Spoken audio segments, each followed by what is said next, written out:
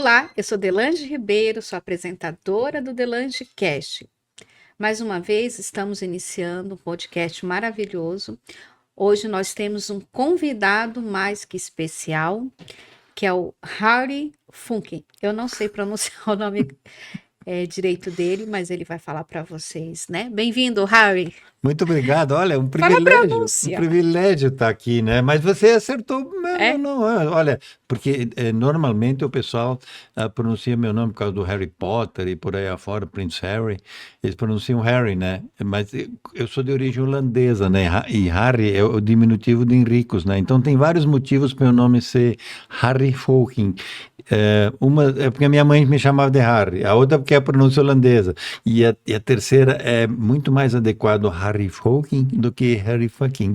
Ah, então, ele é engenheiro eletrônico, administrador de empresas, integrante de família empresária, vinculado à principal empresa de consultoria europeia. Realizou trabalhos na Europa, com destaque na Alemanha e América Latina, principalmente Brasil, CEO de 3 empresas, sendo 2 indústrias e uma de serviço. Sócio-presidente da Funke, né? Consultor que atua em todo o Brasil com filial própria em Portugal. Ele é autor dos livros Liderança e Poder e Perfeição nas Empresas Familiares.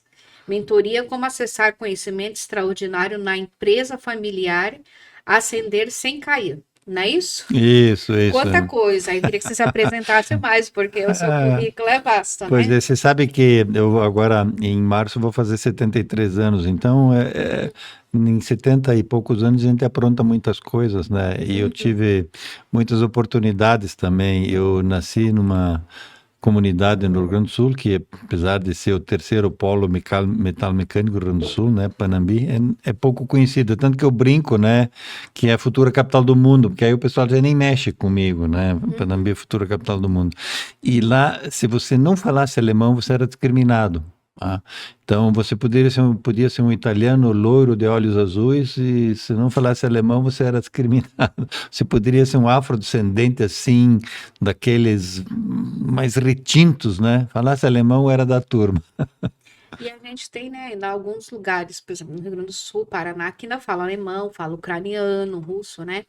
Eu conheci várias cidades do Paraná que fala ucraniano, quase não ouve português, né? Sim, sim, sim. Muito forte Até isso. quando a gente se conheceu, comentou sobre isso. Isso. Eu mandei para que meu cliente italiano, que é casado com uma ucraniana, né? Eles estão vindo para o Brasil agora e vão visitar lá a cidade lá. Como é que chama mesmo? A cidade lá tirando a Ucrânia, é a segunda mais famosa do mundo. Peraí, dá um branco, já vou lembrar o nome da cidade. Uma cidade Fica no Paraná, né? fica no Paraná, lindíssima. Peraí que eu já lembro assim, o nome da cidade. Às vezes dá um branco, né? É, Depois aí a gente volta a falar aqui da tá bom. cidade. Então a gente vai falar, né, na sua especialidade, né, que você é especialista em processo de transição de vida e poder da geração no comando e preparação de herdeiros como continuadores de empresas familiares ou como empreendedores de sucesso. Né? Isso é um tema muito importante, né? Que às vezes as famílias não se preparam para uma sucessão, os herdeiros, né? E antes da gente começar, eu quero que você me conte um pouco da sua trajetória profissional e como ela levou a trabalhar com empresas familiares. É, pois é, eu nasci numa família empresária, sou engenheiro por causa da família, mas eu brincava que eu já era mandado pela mulher em casa, então eu não queria ser mandado pela minha tia. Mas ok, é por brincadeira. Logo que eu me formei na engenharia, eu fiz engenharia e administração ao mesmo tempo. E logo que eu me formei na engenharia, eu tive a oportunidade de ir para a Alemanha. Imagina alguém que, apesar da minha origem holandesa, alguém que cresceu num ambiente onde a língua. Eu fui aprender português na escola, né? Tive a oportunidade de ir para a Alemanha, né, a primeira vez. Então, eu não titubeei em relação a isso, acabei nunca mais voltando às minhas origens, né? Acabei criando toda uma história. E entrei nessa questão da consultoria, porque era uma empresa de consultoria que me proporcionou essa ida para a Alemanha. Depois eu acabei saindo, fui CEO de 2 indústrias e mais tarde criei minha empresa de consultoria. E agora, mais recentemente, eu me dedico basicamente à questão desses processos que eram descritos como sucessão. Eu não gosto do termo sucessão, porque a sucessão lembra a morte, esse tipo de coisa. E aí eu desenvolvi essa metodologia que trabalha essencialmente a transição de vida e poder da pessoa que está no comando. Por que e poder? Porque são 3 os elixires da felicidade, tá? E exercer o poder é um deles, né? Para saber quais são os outros 2, tem que ler meus livros aí. Não, é brincadeira. É isso aí, vai ter outro momento, vai trazer os seus livros Não, é aqui brincadeira. pra gente. Os outros 2 são ter prazer com o que faz, o que vai fazer e liberdade. E o pessoal normalmente confunde essa questão, você passando a empresa para o filho, ou contratando um CEO profissional, coisa assim, você vai ter muito mais liberdade, você vai ter muito mais prazer. Isso funciona um tempo. Que como o principal elixir da longa vida é exercer o poder, então o que tende a acontecer? Ou a pessoa definha, ou ela entra em depressão, ou ela morre, ou até se suicida, ou então ela encontra desculpas para voltar para a empresa. Então, por isso tem que fazer uma transição de vida e poder nisso aqui. E você lidera empresas em diferentes setores e cultura? Qual foi o seu maior aprendizado que você obteve em toda essa diversidade? Olha, eu te diria que tem muitas coisas bastante parecidas, tá? Tanto que, por exemplo, aqui no Brasil a gente fala pai rico, filho nobre, neto pobre, né? É o jargão aqui. Na Itália eles falam dell'Italia alle stelle ritornato in 3 generazioni. Dos estábulos às estrelas e de volta em 3 gerações. Na Alemanha eles falam erwerben, vererben, verderben. Amealhar, herdar, estragar. Né? Em Portugal eles falam, é muito divertido, pai funda, neto abunda, filho abunda e neto afunda.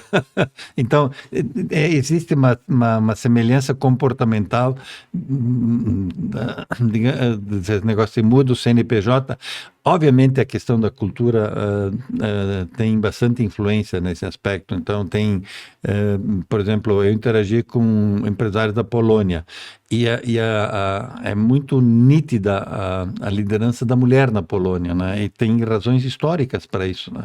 Por causa primeiro foram os nazistas que mataram quase todos os homens, o que sobrou os comunistas mataram, né? Então as mulheres tiveram que assumir um papel realmente de liderança, né? E tanto que uma vez numa reunião lá, o pessoal traduzia, né, para meu sócio, mas eu tinha entendido que a senhora era dona da empresa, que não tinha sócios, né? Não, aqui a gente chama os maridos de sócio. Então ela é a dona da empresa, ela é a matriarca, esse aqui é o meu sócio, né? Nisso lá. Então, lá já é bem nítido uma tendência que eu tenho observado mundialmente, né? Dessa questão da diversidade aí. Tenho observado que nós estamos voltando a ser uma sociedade matriarcal. Nós deixamos de ser uma sociedade matriarcal quando a gente deixou de ser nômade, quando a gente passou deixou de ser basicamente coletor, caçador e se fixou. Né? Tem até uma cidade lá em Israel, que seria, acho que Jericó, uma coisa assim, que seria a mais antiga local do mundo, em que há digamos assim, 7 mil anos que tem constantemente uma cidade ou uma povoação nesse sentido.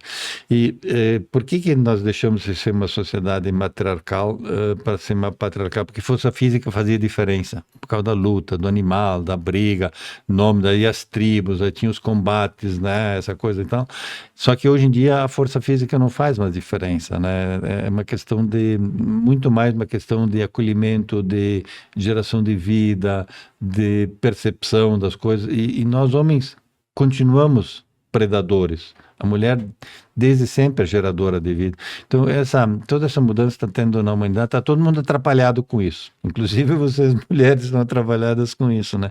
Mas essa mudança então esse tema de diversidade, quando tem a ver com essa questão de sexo e tudo mais, tem muito mais a ver, na minha percepção, com toda essa atrapalhação de nós voltarmos a sermos uma sociedade matriarcal do que realmente misoginia e coisas assim, né? Então, o fato de eu ter morado, trabalhado na Alemanha, morado, trabalhado na Itália, de ter interagido com pessoas de muitas origens, né? É um negócio interessante, mas não muda muito. Não muda muito. Você pode usar uma abordagem semelhante nos vários países, né? Eu, por exemplo, não trabalhei no Japão, mas eu interagi com pessoas que fazem um trabalho parecido com o meu no Japão. Então, quando a gente troca, a gente percebe que é parecido. Eu interagi com pessoal da Ásia, os árabes, né? Muda um pouco, assim, realmente pela questão da cultura, né? Quando você vai interagir com uma família empresária de origem judaica, é importante identificar quem é Irishimame, quem é a mãe judaica, que é a matriarca, que lá está bem evidente essa questão. Nos árabes isso é assim também, no caso do italianos, a nona, né? Mas em algumas culturas é mais forte do que em outras, a importância da dinâmica feminina. Eu agora em dezembro deve sair uma edição toda revisada desse meu livro sobre as atitudes aí, mas eu, digamos assim, você estava contando que está escrevendo livros Isso. também, né? E você vai passar por isso também, quando for lhe mandar para a editora, né?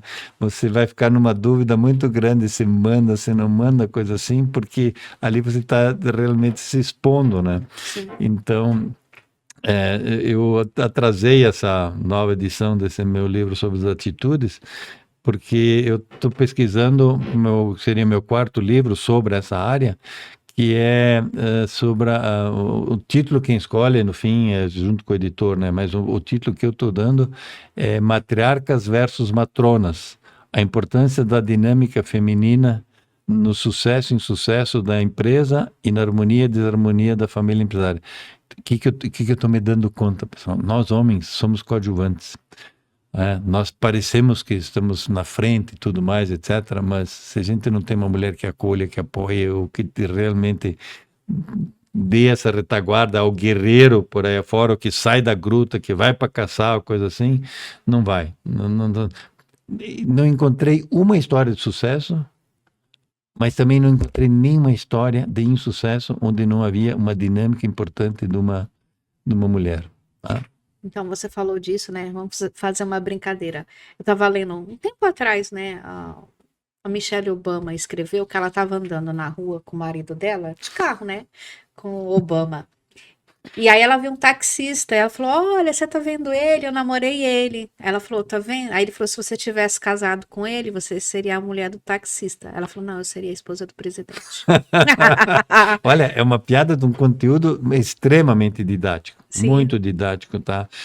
Essa parceria, essa combinação da dinâmica masculina e feminina, e aí entra um aspecto bem interessante, sabe, que nós homens nós precisamos muito de acolhimento, porque a gente realmente vai amadurecer lá entre os 50 e 60 anos, então, mesmo depois a gente precisa de muito acolhimento, mas nós não sabemos pedir acolhimento. A gente tá tudo ruim e tal, e não sei o que, etc, etc. Chega em casa, tô cansado.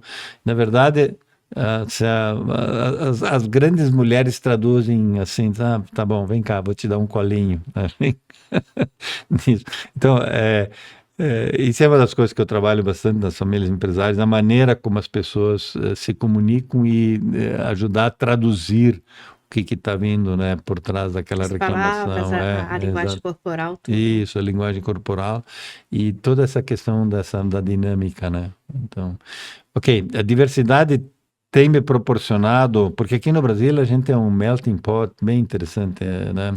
Eu, na época que trabalhava na Alemanha, falava para um político importante lá que o Hitler tinha dito que a raça ariana era alemã. Eu disse, não, é nós brasileiros, né? Porque aqui tem de tudo e nós misturamos. E na Alemanha só tinha alemães, né? Mas aqui nós realmente misturamos, né? Então toda essa diversidade com que eu tive ao longo da minha vida me ajuda a lidar com essas várias facetas das culturas aí, né? Então, uma coisa muito interessante. E uma das coisas que eu estimulo as famílias empresárias a fazer é que os filhos, né? Filhos, tá lá, filhas e filhas, passem um tempo no exterior. E não com muita mordomia. Tá? Digamos assim, às vezes se volta um pouco contra a família. O que que acontece, tá? Meu filho, tá? Tem um filho que é empresário lá no Sul, ele tem uma fábrica de gelatos, né? Agora, não de muito tempo, felizmente tem muito meu gelato absolutamente fantástico, né? Depois você bota aqui embaixo Mama e o Alquimista para o pessoal seguir, tá? Vamos colocar. Eles na Inglaterra, voltou e coisa assim. E minha filha foi lá também. E é uma regra da família, tem que ganhar algum trabalho tem que fazer, porque não pode ser só estudar, só mordomia, coisa assim, né? E ela foi lá para fazer mais nessa área, ela é veterinária, foi para fazer alguma coisa nessa área veterinária, na minha preferência, né? Por reprodução equina, coisas assim, fazer um mestrado nessa área, tá? Ok, como na regra da família tem que trabalhar, tem que ganhar alguma grana, tem que ajudar com os custos, né? Ela foi trabalhar no Starbucks pertinho da central da Apple na Europa, que é lá em Londres. Bom, em 3 meses cooptaram minha filha, ela fez mestrado, mas na área de marketing, e ok, ela não volta mais. Então, às vezes pode se voltar contra. Eu teria adorado se ela tivesse voltado, felizmente está muito bem e tal. Você acha que a nossa cultura, né, brasileira, ela é muito protecionista em relação aos filhos, né? Porque os filhos ficam em casa com 18, 20 anos, fica muito dependente dos pais, de tudo. E hoje a gente tem a geração de hoje é uma geração que tudo tá mais fácil, que eu falo que é uma geração Uber, que tem tudo na porta, que não pega um transporte, né? E você vê na Europa, nos Estados Unidos, que a cultura é um pouco diferente. Quando o garoto faz 18 anos, vai embora de casa, vai mudar, vai estudar, vai se virar. Não tem tudo, mesmo que tenha grana, não tem tudo muito fácil, né, na mão. Aprende a cuidar da casa, pintar, lavar uma louça, a cuidar da sua casa. Tempo atrás eu estava falando com um alemão e aí ele falou assim para mim, que eu tive na Alemanha: Ah, vocês têm uma pessoa que vocês pagam para limpar o banheiro de vocês? Que século que vocês estão? Vocês estão ultrapassados? Então, isso para europeu, né, é muito diferente. A pessoa ter um empregado doméstico em casa, né? Então, os filhos, eles ganham o mundo. E o Brasil não, você tem muito essa cultura, né? Às vezes você tá com o filho com 20, 30 anos, você dentro de casa. 18 anos, coitadinho, né? Eu sei famílias que não deixam o filho andar de metrô, que não deixam andar de trem, nem de ônibus, que tem medo, acha o fim, não vai nesse passeio porque vai de metrô. Olha, realmente muito interessante, muito importante esse ponto que você levantou aí, tá? Esse é meu livro, que eu espero que quando ele saia, você me convide novamente. Ficaria muito feliz de voltar aqui, tá? Ele, mérito foi da minha esposa, que infelizmente agora vai fazer 4 anos que eu a perdi. Ela, mérito, digamos assim, a ideia, a concepção do livro foi dela, tá? Então, nesse livro, a gente estudou o que tem as atitudes que têm em comum as pessoas ligadas a empresas familiares que têm sucesso com qualidade de vida. Então, seja a pessoa que está dirigindo, seja a pessoa que está sendo preparada para ser um continuador, seja um executivo contratado, uma família empresária, ou seja um familiar que não trabalha na empresa. E aí é muito interessante. Tem algumas atitudes que são em comum, mas uma é a principal de todas elas, de todos desses 4 personagens aí, que é a capacidade de superar adversidades, como reage perante uma adversidade. Então, nos Estados Unidos não tem empregado, então a pessoa aprende a se virar e coisa assim, e lá tem muito, quanto no sul menos, mas mais no norte é assim, olha, agora te vira, chega uma certa idade, te vira, vai lá, não tem problema. Eles mudam de local, vão estudar fora e coisa assim. Na Europa isso também é bastante intenso, na Itália um pouquinho menos. Agora, na nossa cultura latina, tá? Infelizmente, os pais mais jovens, né? Os pais com as faixas dos 40, alguma coisa assim, não têm preparado os filhos para a vida, Eles têm muita dificuldade de lidar com a adversidade.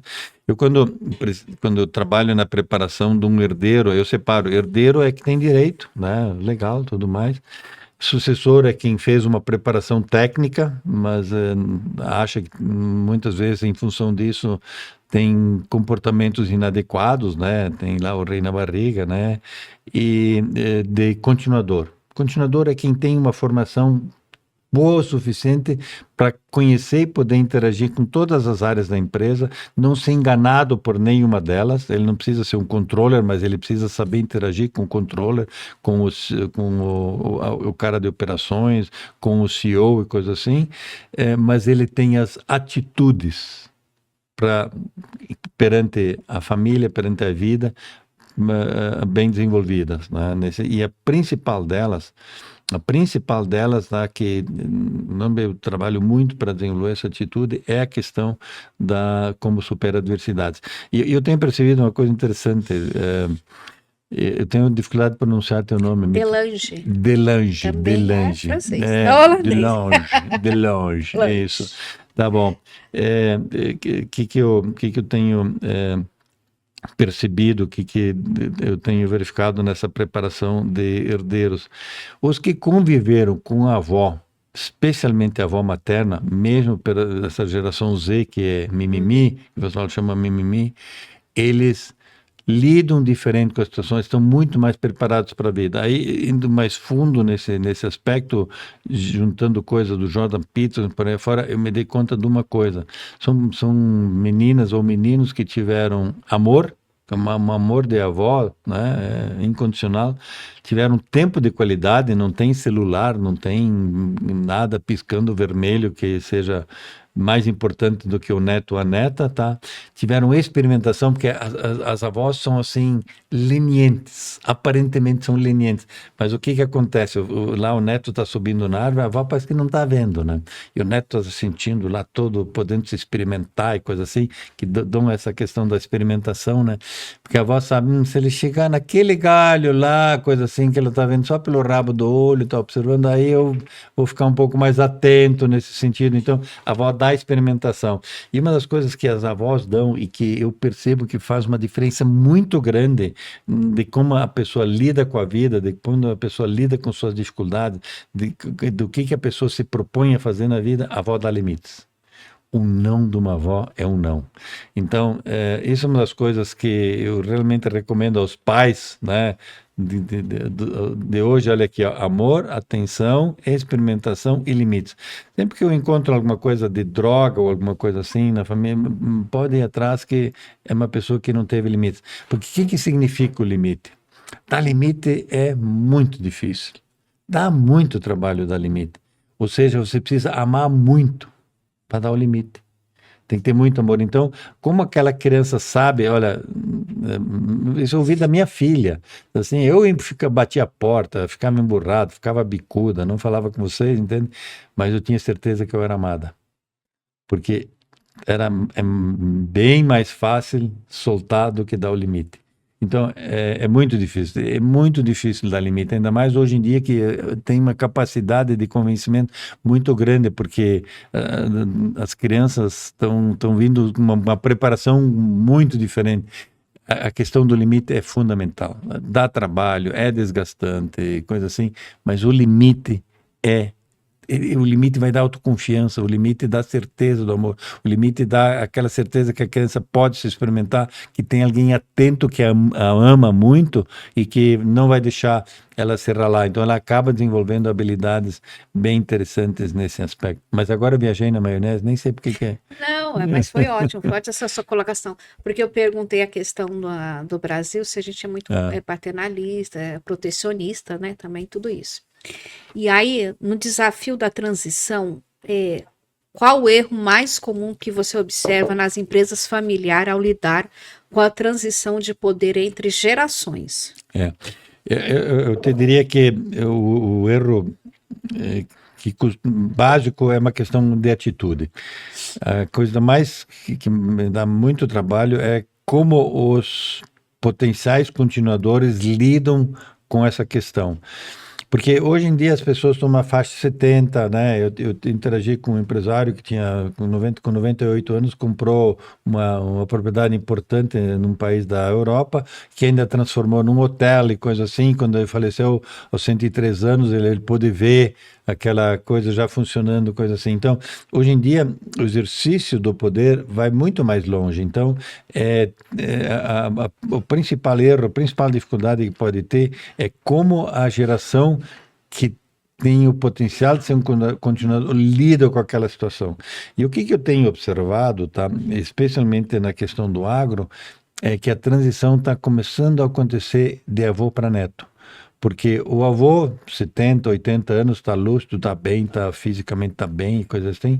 Então, e aquela geração que ficou no meio se perdeu um pouco no processo e a transição está sendo feita, então, filho. Então, a maior dificuldade que eu encontro é como especialmente o potencial continuador lida com aquela situação em relação a isso.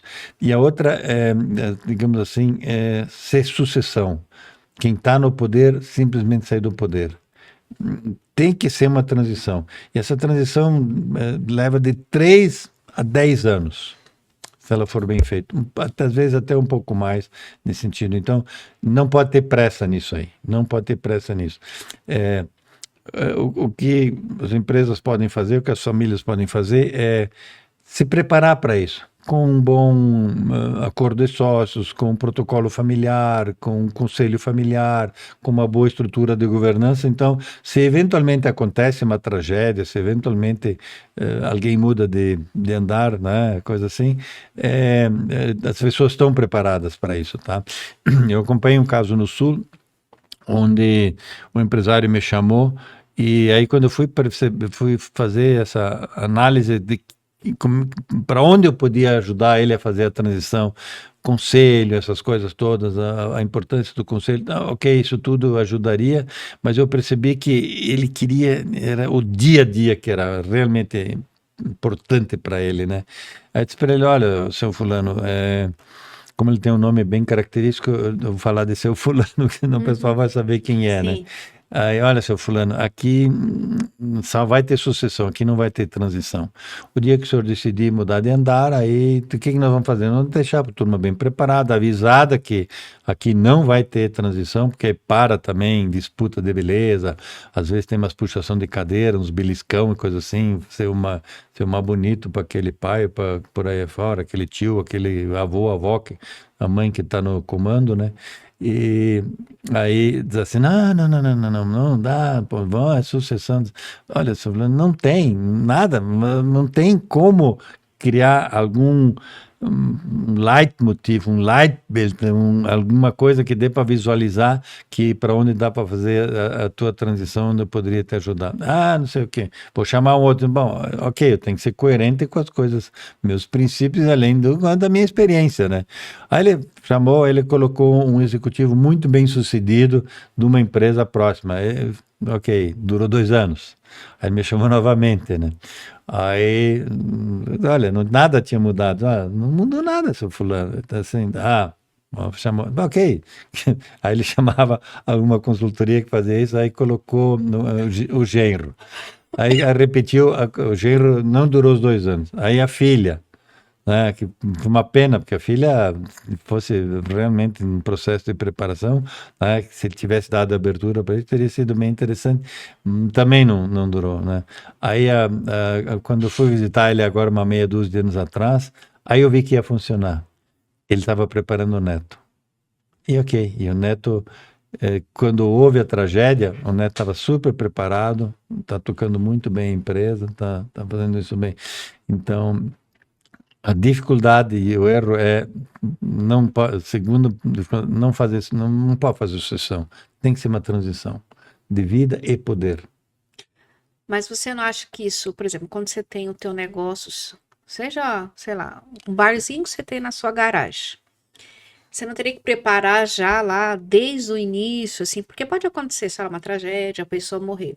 Então, eu já vi vários casos, sei lá, tinha um senhor que ele tinha um bar na garagem dele, dava muito dinheiro, muito bem. Aí ele faleceu e os filhos venderam o bar, venderam o que tinha tudo dentro lá, porque não sabiam tocar. e também não foram preparados para isso. Então, mesmo que o teu pequeno negócio seja uma banca que você tem na feira, que eu vejo assim, caso de sucesso, dentro do mercado municipal, aqueles box que estão lá, ali vem, sei lá, de 5, 6 gerações, e as pessoas continuam tocando. Dificilmente você consegue comprar um box daquele. Então, também, aqueles já são preparados, você tem que também ter uma boa administração Sim, financeira e entender, né? sim. A preparação é muito importante, tá? Eu mentorei uma herdeira de um grupo alemão em que qualquer integrante da família, ela era a sétima geração daquela empresa. Qualquer integrante da família podia escolher qualquer cargo que ele quisesse dentro da empresa e seria aceito. Tá? Podia ter a vaga, não podia ter, mas seria aceito. Agora, se em até 2 anos ele fosse mandado embora por razões consistentes, ele perdia as cotas. Então era uma regra muito dura, então tinha que pensar muito bem em relação a isso, tá? E eles davam muita condição para de preparação, tá? Então, cursos, seminários, os estudos e coisas assim, sim. É muito importante preparar os filhos, que seja numa banca do mercado, é importante. Então, como é que os americanos, por exemplo, fazem isso? Os americanos, eles preferem que o filho cometa os erros numa empresa dos outros.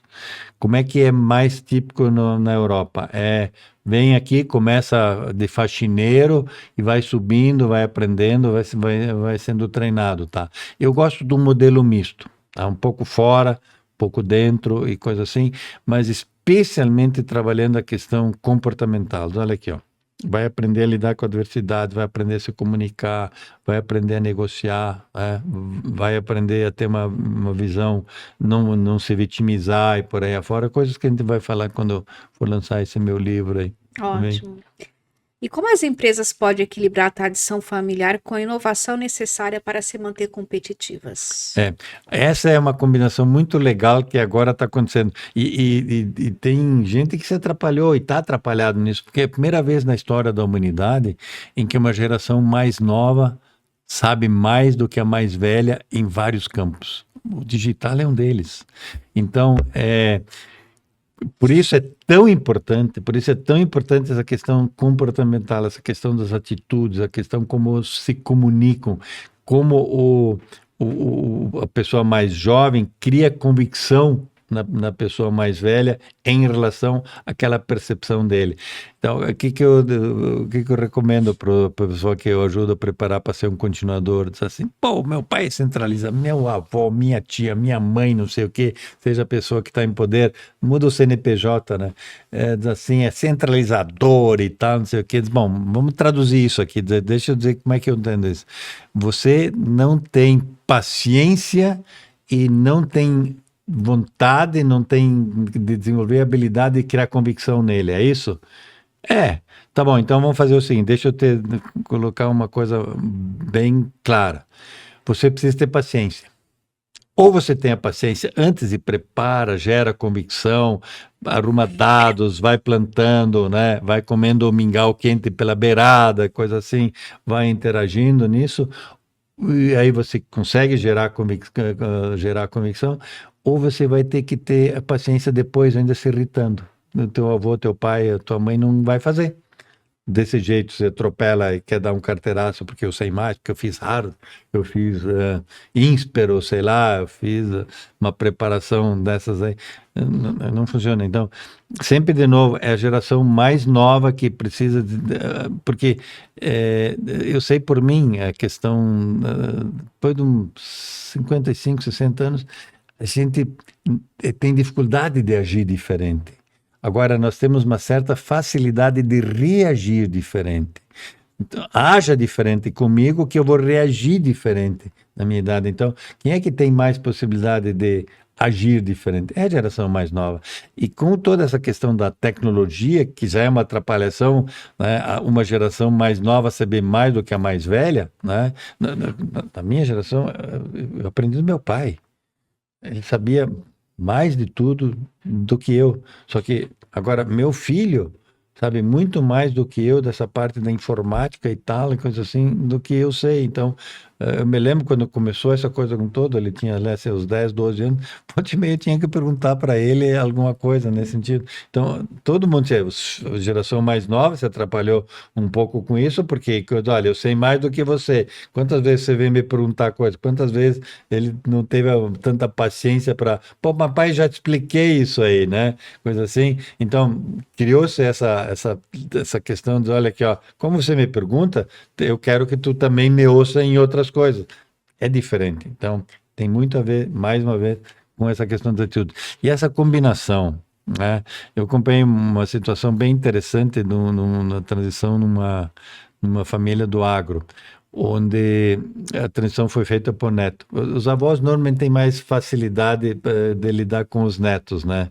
E já aprenderam, têm mais paciência e tal, é um outro tipo de vínculo, coisa assim. Não, porque a figura que eu uso, quando a transição é especialmente um pai para um filho, são dois machos alfa disputando uma fêmea.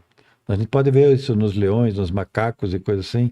Quem vai ganhar na disputa, se você disputar a fêmea, que é a empresa, o macho alfa do pedaço vai ganhar. Então não disputa, não entra. Crie uma capacidade de gerar convicção nele em relação às coisas que você queria. E foi bem interessante, né, como um neto lá convenceu o avô a ampliar o uso da tecnologia, né, na gestão como um todo, diz assim.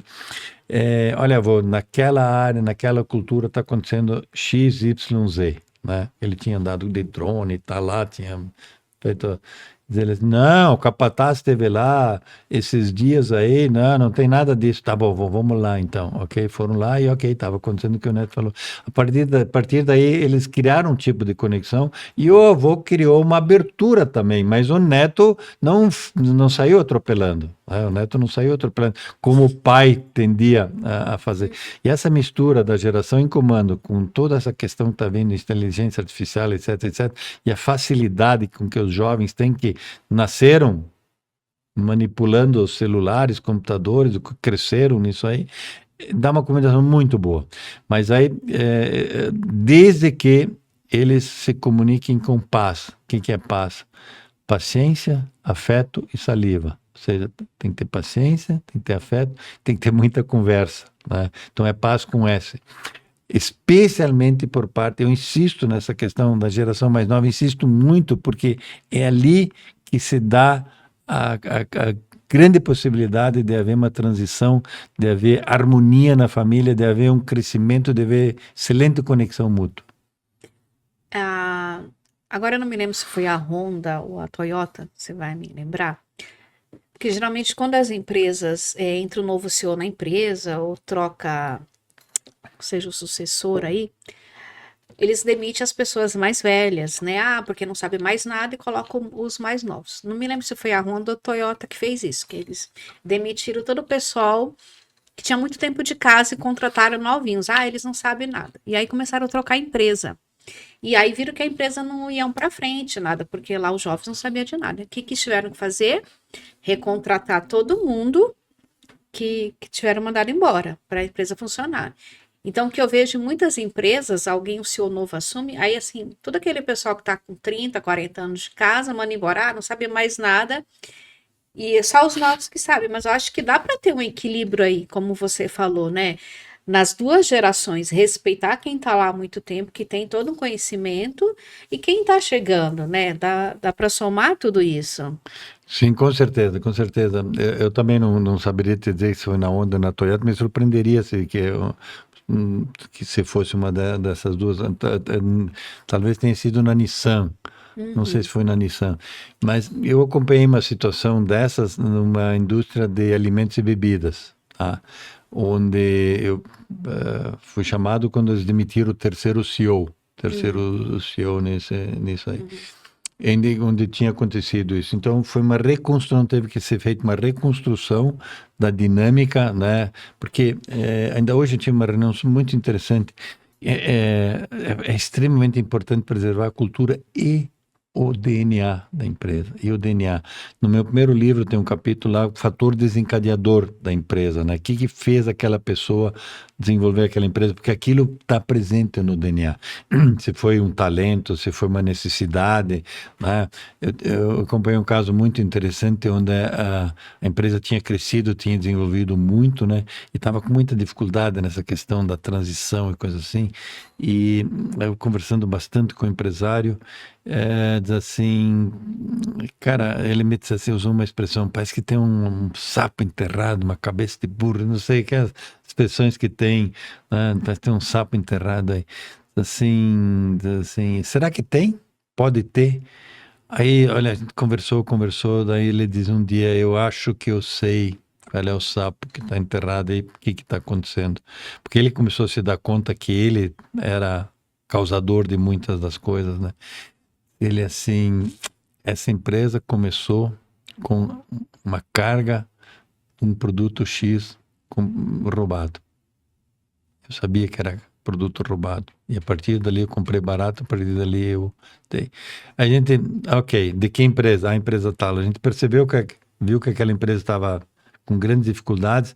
Ele desenvolveu toda uma linha de produtos e comprou só daquela empresa, ou seja, ele buscou a remissão dele ali e a partir daí a coisa andou. A partir daquele, ele pagou a culpa dele, né, nisso aí. Então, tem que ver bem a questão do DNA. E se você não preservar o DNA, que tem a ver com a cultura, com o fator desencadeador, vai ter muita dificuldade de manter aquela empresa na propriedade da família, tá? Ela pode até ser vendida, mas no padrão é neto pobre. Uhum. E o que você recomenda para líderes que relutam em delegar responsabilidade para a próxima geração? Tá bom. Para sair dessa dinâmica, dois macho alfa disputando uma fêmea, tá? Que eu recomendo para a geração mais nova? Transforme teu pai, teu avô, tua mãe, a pessoa que está no comando, em teu mentor, ele querendo ou não. Pergunta muito, saiba, tenha humildade para saber, essa é a minha dúvida, olha, eu gostaria de fazer assim, o que o senhor acha, o que a senhora acha, coisa assim. Transforme a pessoa que está no comando no teu mentor. O que eu recomendo para a geração que está em comando, tá? E ajuda a fazer, né? Tanto a mais nova, ajuda a fazer. Se transforme no mentor do teu filho, das tuas filhas, do teu neto, sobrinhos, alguma coisa assim, eles querendo ou não. Tá? E o que um mestre quer? O que um mestre quer? O mestre quer que o discípulo supere. Então, você sai dessa dinâmica da disputa de dois macho alfa. Uma transição, por exemplo, de um pai para uma filha é menos complicado. Aí eu tenho que ficar muito atento à dinâmica da mãe. Porque, ok, tem uma outra fêmea que por um acidente biológico é sua filha lá recebendo aquela propriedade, recebendo aquele legado, né? Então, quando é de um pai para um filho, eu preciso ficar muito atento à dinâmica do pai e filho. Quando é pai para uma filha, eu fico muito atento a como é que a mãe está lidando com aquilo, né? Mas me dão menos trabalho. As mulheres me dão menos trabalho porque elas fazem uma transição. Nós somos mais inteligentes. Tem uma percepção diferenciada, tá? Como eu disse, assim, nós homens somos predadores, nós somos caçadores. E só por isso que a humanidade sobreviveu. Só por isso a humanidade sobreviveu. E vocês são geradoras de vida. Então, é uma outra dinâmica. Agora, de vez em quando, né, já cruzou na minha vida mães narcisistas. Aí é complicado. Eu hoje em dia tenho eu faço uma boa análise antes de começar um trabalho, né? Eu fico muito em dúvida se eu proponho fazer o trabalho. Eu prefiro dizer, olha, vocês vão ter que esperar, ou alguma coisa assim, não posso nesse momento, ou eu encontro uma maneira elegante de não trabalhar quando a mãe é narcisista, entende? Porque muitas vezes aquele marido teve sucesso também por causa do narcisismo da mulher, porque ela queria aquele destaque nesse sentido. Então, ou manobrava a situação para que ele se engajasse muito nisso, né? Agora, uma mãe narcisista é difícil.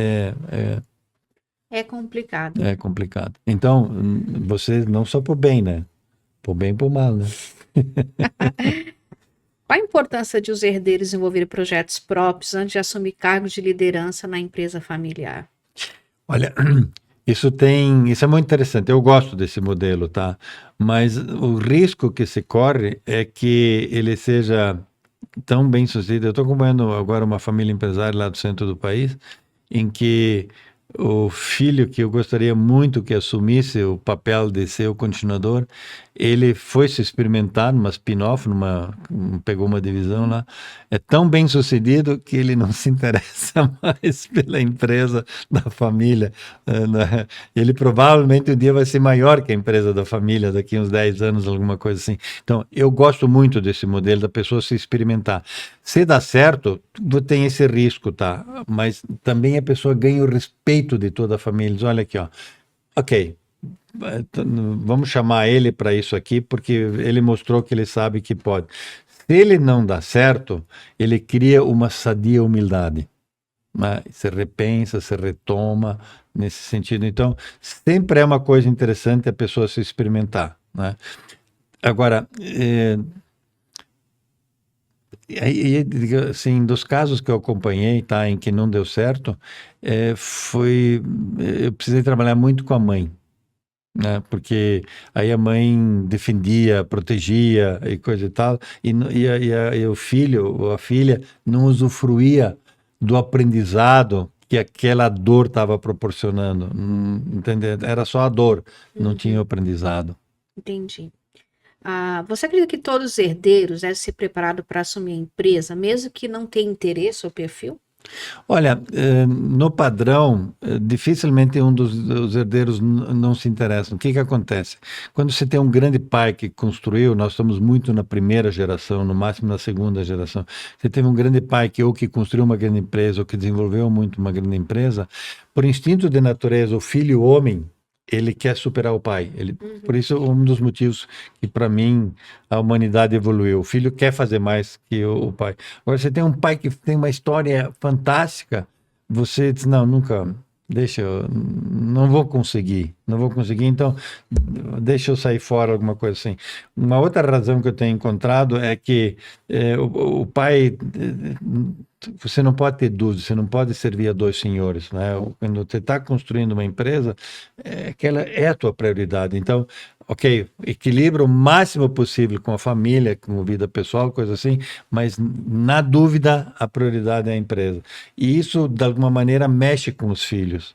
Quando você consegue trabalhar, criar um sentimento de pertencimento ao filho, mesmo que ele é músico em Israel, ele retoma essa questão de não se interessar pela empresa. Né? Quando ele consegue elaborar aquela situação que o afastou nesse sentido. Mas tem situações onde a pessoa é um médico tão bem sucedido e é uma metalúrgica, é uma indústria metalmecânica ou alguma coisa assim. Ok, qual é a opção melhor aí? É usar profissionais para continuar, ou então, olha aqui, realmente, meus filhos estão tendo uma história tão bonita, tão interessante, morando nos Estados Unidos, morando em Israel, ou alguma coisa assim, que, ok, eles estão construindo a vida deles. O que eu faço com o meu legado? Né? O mais adequado é prepara bem e vende para algum grupo que vai fazer aquilo ali realmente continuar. Ou você coloca e contrata pessoas, né, cria toda uma estrutura de governança para usufruir daquele legado, para manter aquele legado enquanto se tiver. E eu interagi com empresas na Europa, lá 8 gerações, 10 gerações, 12 gerações, né, onde não tem mais nenhum familiar dirigindo a empresa, né, envolvido na gestão da empresa.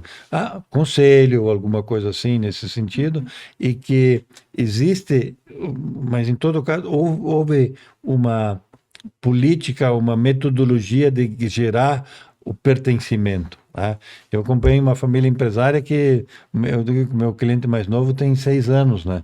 Porque que eles fazem? Eles pegam lá, agora são terceiros primos já, da terceira geração, fazem teatro com a história da empresa, né? Contam histórias e contratam pessoas especializadas em storytelling para transformar em uma história interessante algum episódio que ouviu com o avô, ou com o bisavô, ou com o tio e coisa assim. Então, gera esse pertencimento, né, nisso aí. Dificilmente não é resgatável.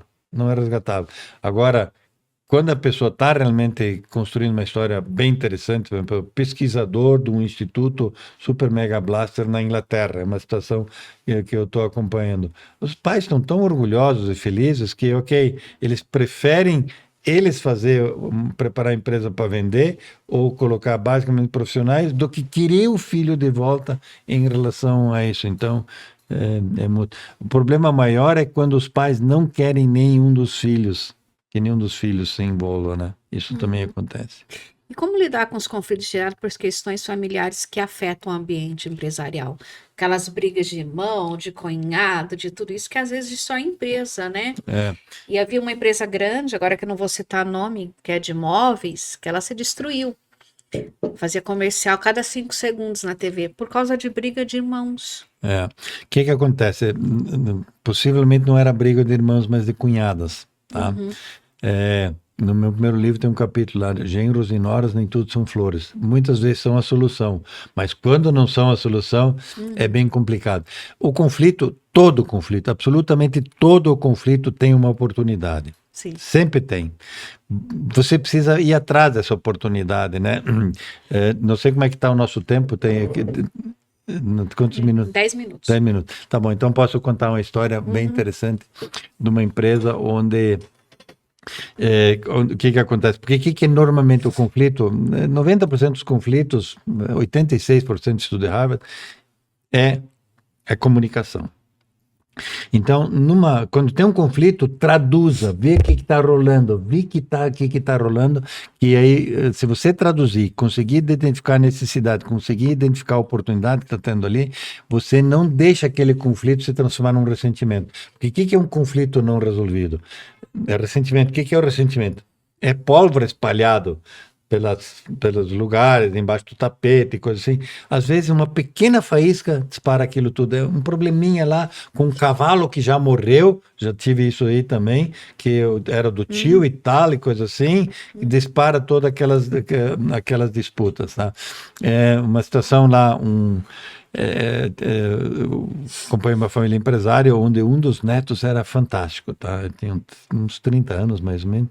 Era fantástico e diz, olha aqui, ó, tá? Nenhum dos teus, nem teu pai, nem teus tios, e nem as esposas, nem vai conseguir conduzir isso tão bem como você poderia conduzir. E teu avô, para você, ele faz a transição, porque você vai ter a paciência, você vai ter a habilidade de lidar com ele, porque teu avô, ele realmente vai querer ficar presente enquanto isso aí. Teu avô não tem transição, não tem conselho, não tem atividade política, não tem nada para onde a gente possa fazer uma transição dele, tá? Então, o que você pode fazer? Vai ampliando o teu espaço. Aí a gente preparou uma reunião com o avô. O neto dele tinha pego uma empresa lá que tinha dificuldades e tal, etc. E arrumou ela bem, tá? Ele queria pegar as usinas, no caso, queria pegar, assim, usinas também. E aí preparamos uma reunião com o avô e coisa assim, e eu no dia não pude ir, tinha alguma sangria desatada em algum lugar. Aí o neto disse, faça a reunião, claro, você está preparado e tal, etc, né? Aí o neto disse, olha, eu queria conversar com o senhor sabe que eu preparei aquela empresa, assim, assado, tá bem? E eu gostaria de pegar essa parte do grupo aí, mas eu gostaria de pegar assim, eu toco, o senhor vai lá, manda do jeito que quiser, mas eu gostaria que o senhor me avisasse ou que a gente conseguisse interagir em relação a isso aí, tá? E eu, a cada semana ou a cada 15 dias, eu venho aqui, ele reporto, lhe explico e tal, o que está acontecendo. Mas eu gostaria que o senhor me deixasse tocar. Assim, tá, gostei desse teu discurso, né? O neto me contando, né? Gostei do teu discurso, mas você é um vagabundo. Aí o neto diz assim, Harry... Eu fiquei com vontade de mandar o velho a merda, usando a expressão que ele usou. Mas olha, eu tinha muito respeito, mas não vai. Aí eu fiquei pensando, o Harry fica me dizendo, traduz, todo conflito tem uma... Mas por que o senhor diz isso, vô? Nunca Então, você chega tarde, nunca te vejo numa empresa num sábado, alguma coisa assim. Que é? Ele chegava antes da equipe dele, mas depois do avô. Ele ia em outras empresas, outras unidades, coisa assim, né, do que o avô, porque o avô já ia naquela. Diz assim, daí ele diz assim, então, aí me deu uma luz, Harry. Bom, o senhor quer que eu chegue mais cedo para me encontrar aqui? O senhor quer que eu, nos sábados, vá nos lugares que o senhor vai, coisa assim? Sim, eu quero te preparar para você ser o meu sucessor. É mesmo? E há quanto tempo que eu estou te dizendo isso? Né? Mas de que maneira? Chamando de vagabundo. Então, te imagina se aquele neto não faz a tradução, por isso, Sim. todo conflito tem oportunidade. É importante, especialmente a geração mais nova, tem mais habilidade e a obrigação de fazer aquela tradução. Porque a minha geração, próxima à minha idade, para cima ou para baixo, tem muito mais dificuldade em dominar essas ferramentas da boa comunicação do que a geração mais nova. Então, tem conflito, não deixe transformar em ressentimento. Tem todo conflito tem oportunidade, absolutamente. Mesmo que eles assim, eu quero que você vá para aquele lugar, não sei o quê. Que vai atrás. Tem uma oportunidade ali. Tem uma oportunidade. Traduza. É verdade. Como você vê o futuro das empresas familiares na América Latina, especialmente no Brasil? Olha, a gente se preocupa sempre muito com certas situações aqui no Brasil, né? Eu não gosto da linha política do Brizola, mas o Brizola foi um político famoso alguns anos atrás. Foi meio, você é novinha, mas sabe quem foi o Brizola? Ele usava uma expressão, diz, olha aqui, ó. Independente de quem chegar no poder, não tem precipício grande o suficiente para jogar o Brasil. Então, quem é que garante realmente essa consistência em todo lugar onde o empreendedor, o empresário, onde a família empresária, onde a empresa familiar tem o primado social e econômico, e no Brasil 70% dos empregos são gerados por famílias empresárias, o futuro é muito bom. E é por isso que também o Brasil continua sendo uma oportunidade, então, com nós de vez em quando tendo que pagar os pedágios, alguma coisa assim nesse sentido, como eventualmente para um outro a gente esteja pagando pedágios nessas alturas lá, nisso aí. E então eu vejo realmente um futuro muito bom. Apesar dos pesares, tá? Temos muitas oportunidades aqui. É uma pena que de vez em quando tem umas dificuldades que dificultam, a dificuldade que está boa essa, né? Nós temos dificuldades que atrapalham esse processo das empresas familiares, das famílias empresárias e das pessoas empreenderem. Mas se pega qualquer lugar do mundo onde tem bastante empresa familiar, está bem. Porque a empresa é o melhor instrumento de migração social. Porque não só para o dono da empresa, mas para os empregados, né? Quanta gente lá que pôde estudar, pôde trabalhar, porque o pai ou alguém trabalhava numa empresa familiar. Sim. E mesmo os funcionários públicos, por que o concursado, por que para eles também é uma oportunidade? Porque quem é que paga impostos? Basicamente, quem gera o valor. Teve um estudo da ONU, tá, que a única profissão que existe que gera valor é a do empreendedor, a única. E todas as outras vivem dele. Das 3.570, sei lá, profissões que na época tinham mapeado. A única que gera valor é do empreendedor. E nós brasileiros, você vê bem, é o cara que vende coisa na rua lá, é o cara que vai não sei o quê. Nós temos muito essa questão do empreendedor. Se tirarem, digamos assim, as dificuldades, né, toda essa burocracia, todas as dificuldades que nós temos para formalizar essa nossa capacidade de empreender, o Brasil é uma geração para virar o primeiro mundo. E o Brasil, eu acho, né, é um país que dá para você ficar rico, milionário, bilionário, né? Para você investir, como você falou, empreender, né? É um país maravilhoso, né? Se você vai empreender na Europa, o que você vai fazer, né? Ou na Ásia, seja na África. Esse país é maravilhoso. Sim. O Brasil é tudo, né? Sim. E as pessoas têm que parar, têm que valorizar o nosso país, né? Tem muita gente que tem, como eu vou dizer, a síndrome de vira-lata, né? Sim. Mas aqui é o único país hoje no mundo que dá para você ficar rico, você ganhar, você empreender. Né? Esse é um ponto interessante, tá? Nós aqui, nós latinos, especialmente no Brasil, nós sofremos disso que o Nelson Rodrigues chamava de complexos vira-latas, né? Sim. E isso me incomodava muito. Então, assim, qual é a origem disso? Qual é a origem desse nosso complexo de inferioridade, da nossa vergonha de vender? Nós temos vergonha de vender. Eu, como sou de origem holandesa, e os holandeses criaram, quando expulsaram os holandeses aqui do Brasil, eles foram lá, criaram um Nova Amsterdã, que hoje em dia chama Nova York. Eu tenho para mim que aquele inconsciente coletivo, daquela orgulho pela venda, vem daqueles holandeses que foram expulsos daqui. Muitos foram brasileiros. E foram lá para criaram Nova York e coisa assim, e geraram, porque nos Estados Unidos, entende, eles têm orgulho da venda. Eles admiram vencedores, né? Nós temos vergonha de vender e nós detestamos vencedores aqui, né? Mas, assim, ia chegar nisso. O que tem por trás disso, tá? Aí entra tive uma psicóloga que trabalhou comigo, que era bem junguiana, e ela diz assim, olha, isso tem a ver com o inconsciente coletivo. A gente foi atrás, estudou essa questão do inconsciente. Nosso inconsciente coletivo é português, espanhol, italiano, alemão, afro, índio, uma mistura assim. O que nós temos? O cérebro é muito focado no negativo, porque só assim a gente sobreviveu. O que nós temos de bom do português? No respeito aos valores, à cultura e tal, à tradição, coisa assim. É uma coisa muito boa. A influência dos portugueses, por exemplo, no meu estado de origem, Rio Grande do Sul, é tão grande que o movimento tradicionalista gaúcho, que tem uma influência portuguesa muito grande, é o maior movimento cultural organizado no mundo. E o que nós temos de ruim dos portugueses? Complexo de inferioridade. É deles que nós temos isso. E um dia, fazendo uma palestra em Leiria, um professor veio me explicar a origem disso, coisa e tal, que a gente não pode conversar num podcast. Espero que você me convide de novo. Eu estou botando, botando uns gatilhos mentais aí para você. O que nós temos dos italianos, né, que foram muito importantes aqui? Nós temos essa capacidade de estética, da proporcionalidade, a nossa arquitetura é fantástica, né? Nossa moda é uma sensibilidade estética, mas também o que é a parte ruim do italiano? Ele fica mais feliz quando o outro perde do que quando ele ganha.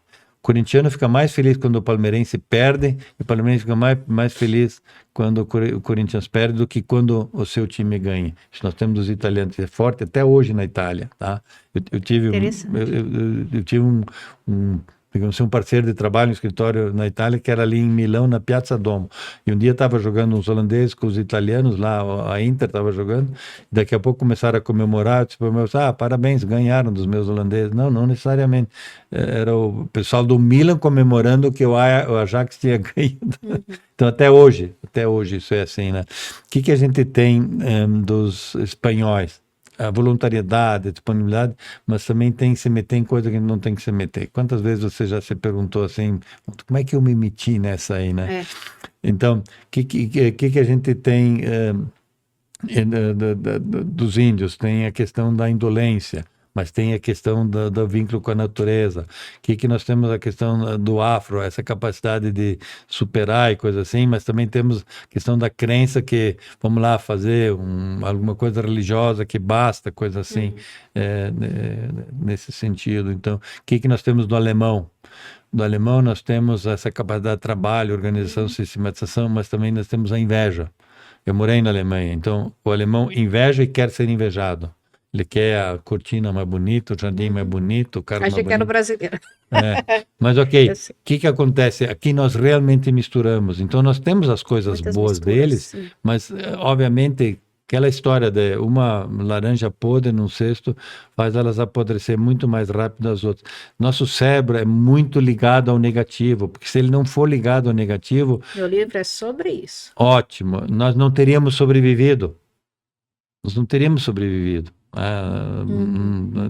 Então, e eu ainda tenho, então você pode oferecer para o pessoal que assistir essa palestra aí, quem mandar um oi ali no YouTube, alguma coisa assim, e falar, olha, eu quero o Big Five, a gente vai mandar um teste gratuito de perfil psicológico lá do Big Five, que é muito interessante, é um perfil psicológico, eu gosto muito dessa ferramenta, tá? E eu ainda tenho o traço do neuroticismo bem elevado. Pavio curto, brabo, desconfiado, coisa assim. é muito ruim para mim, mas se não tivesse tido pessoas com o meu perfil psicológico, nós não teríamos sobrevivido, a Sim. humanidade não teria sobrevivido, porque aquela moita chacoalhando podia ser o vento, mas podia ser um bicho, Uhum. né? Então, quem se dava conta disso não era o pessoal lá com agradabilidade mais alta ou coisa assim, entende? Então, mas... Entendi. E para finalizar, que conselho você daria aos empresários que estão começando a pensar na sucessão de suas empresas? E também fala para eles te contratarem. Sempre é legal, né? Porque eu curto, eu realmente curto muito essa. Eu quis ser pastor, não me deixaram ser pastor, então eu consigo fazer minha prática de evangelização, evangelizando a questão das empresas longevas, né? Digamos assim, nunca é cedo demais para começar a realmente pensar e preparar coisas a esse respeito, tá? Se informa o que são essas ferramentas da governança, esse tipo de coisa, etc. Conversa com pessoas, né? Vai em eventos, vai em situações onde se conversa a respeito disso, tá? Tenha isso de alguma maneira em mente, tá? Não diga assim, porque, e olha, é uma transição, uma eternização de você. Por isso eu não gosto do termo sucessão. Não é tua morte, não é a morte da pessoa que está em comando. É a sua eternização, porque ela vai deixar o seu legado, né? Ela vai se transformar num mestre, num mentor das pessoas que tem lá nesse sentido. Então, conversa a respeito e quando esse meu livro, outro lá sobre poder, liderança e profissão de empresa familiar, está esgotado. Eu vou ver se eu reviso ele para publicar de novo. E quando sair esse meu novo livro, então ali já tem umas dicas boas Vai também. voltar aqui para poder falar. Olha, mas foi uma honra ter você assim, Para mim foi um aqui. privilégio. Você facilitou minha vida Todo aqui. privilégio. Tem muito assunto ainda, a gente tem que voltar nesse tema, né? É pequeno o nosso tema. Mas obrigada pelo seu tempo, por estar aqui. Eu acho que inspirou muita gente a repensar, né, as suas empresas, toda a questão de vida, né? E aí tem uma pergunta que a gente faz para todo convidado aqui, né? Uma pergunta final. Se você tivesse 5 minutos, com quem você gostaria de ter? É, eu perdi minha esposa, agora vai fazer 4 anos, né? E gostaria muito, eu me emocionei, né? Ainda mais porque umas 3 ou 4 semanas atrás eu perdi minha irmã também. Então, pô, eu troco qualquer coisa, tocaria qualquer coisa por 5 minutos com ela. É isso aí. Obrigado, hein? Obrigado, hein? Obrigada, que Deus Vamos, te abençoe muito você também. Vamos. por estar aqui. É, você falou para as pessoas mandarem um oi, que a gente mandaria o teste do Big Five, né? Isso. É isso aí, se inscreva no nosso canal, manda um oi pra gente pedindo o teste do Big Five e que a gente vai mandar para vocês, tá bom? Obrigada, viu? A gratidão é minha, é um privilégio. Foi um Obrigada, privilégio. Deus te abençoe. E é isso aí. Foi mais um podcast. Se inscreva, compartilhe.